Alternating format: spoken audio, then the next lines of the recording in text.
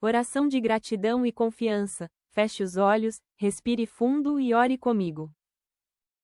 Senhor, hoje eu te agradeço. Pelo dia que vivi, pelos desafios que enfrentei.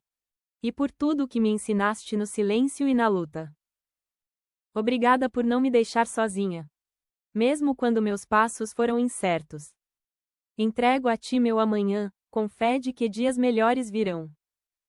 Renova minha força, minha esperança e minha paz. Que eu nunca me esqueça.